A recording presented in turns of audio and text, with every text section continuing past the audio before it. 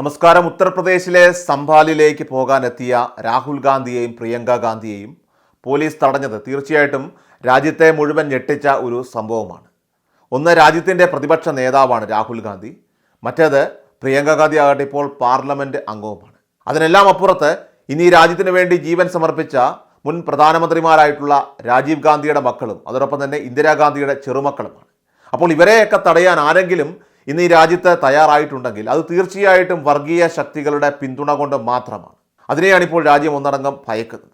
ആയിരക്കണക്കിന് പതിനായിരക്കണക്കിന് പോലീസിനെ നിരത്തി നിർത്തിയിട്ടും ജലപീരങ്കിയും ബുള്ളറ്റുകൾ നിറച്ച കൈത്തോക്കും അതോടൊപ്പം തന്നെ ലാത്തി ഏന്തിയ കൈകളും മുന്നിൽ വന്ന് നിരന്നു നിന്നിട്ടും സമ്പൽ യാത്രയിൽ നിന്നും പിന്മാറാതെ UP ഡൽഹി അതിർത്തിയിൽ തുടരുകയായിരുന്നു രാഹുൽ ഗാന്ധിയും പ്രിയങ്ക ഗാന്ധിയും. ധർമ്മസമരം നടക്കുന്ന സ്ഥലത്ത് നിരവധി കോൺഗ്രസ് പ്രവർത്തകരും തടിച്ചുകൂടിയതോടുകൂടി അവിടെ സംഘർഷ സാഹചര്യം കൂടുതൽ രൂപപ്പെട്ടു വരികയായിരുന്നു. രാഹുൽ ഗാന്ധിയെയും പ്രിയങ്ക ഗാന്ധിയെയും ഡൽഹി UP അതിർത്തിയിൽ വെച്ച് തന്നെ തടയാനായി വൻ സന്നാഹങ്ങളാണ് അങ്ങനെ UPയിലെ BJPയുടെ പോലീസ് ഒരുക്കിയത്. അതിർത്തികളിൽ കൂറ്റൻ ബാരിക്കേഡുകൾ വെച്ചും അതോടൊപ്പം തന്നെ വലിയ പോലീസ് സന്നാഹത്തെ വിന്യസിച്ചുമാണ് ഇരുവരെയും ഉത്തർപ്രദേശിൽ കടക്കുന്നതിൽ നിന്നും യോഗിയുടെ പോലീസ് തടഞ്ഞത്. എന്നാൽ ഈ രാജ്യത്തെ ജനങ്ങൾ ഏറെ മനസ്സിലാക്കേണ്ടുന്ന ഒരു പ്രധാനപ്പെട്ട കാര്യമുണ്ട്.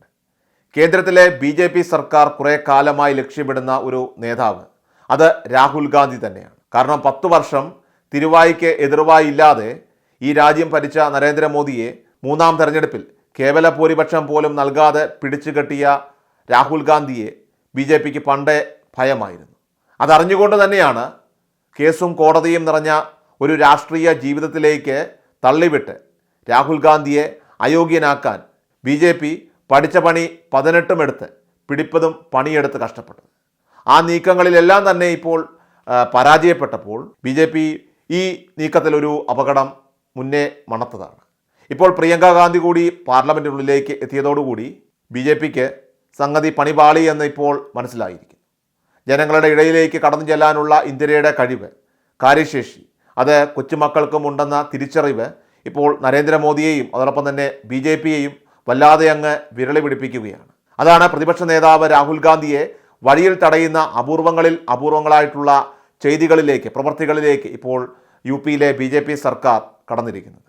എന്നാൽ ഒരു മോദി പോകുമ്പോൾ ആ തിരയിളക്കം നിൽക്കുമ്പോൾ BJPയുടെ ആവേശം അത് കെട്ടടങ്ങും. പക്ഷേ ഇന്ദിരാഗാന്ധിയുടെയും അതോടൊപ്പം തന്നെ രാജീവ് ഗാന്ധിയുടെയും ഒക്കെ തന്നെ രക്തസാക്ഷിത്വം അത് ഒരിക്കലും മായ്ച്ചു കളയാൻ പറ്റാത്ത ഒരു തേങ്ങലായിട്ട് ഇന്ത്യൻ മനസാക്ഷിയുടെ മുന്നിൽ നിൽക്കുന്നിടത്തോളം കാലം തീർച്ചയായിട്ടും ഒരു വർഗീയ ശക്തിക്കും ആ ആത്മബന്ധത്തെ തകർത്തെറിയാൻ ആകില്ല.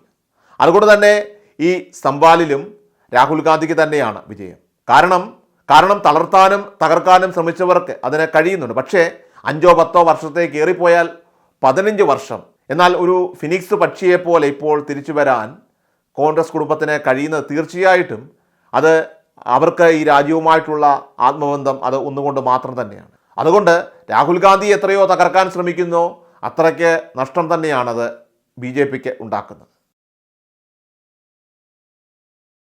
എല്ലാ ദിവസവും വാർത്തകൾക്കായി സബ്സ്ക്രൈബ് ചെയ്യുക, ഫോളോ ചെയ്യുക. വാർത്തകളുടെ നോട്ടിഫിക്കേഷനായി ബെൽ ഐക്കൺ എനേബിൾ ചെയ്യുക. Please subscribe our channel.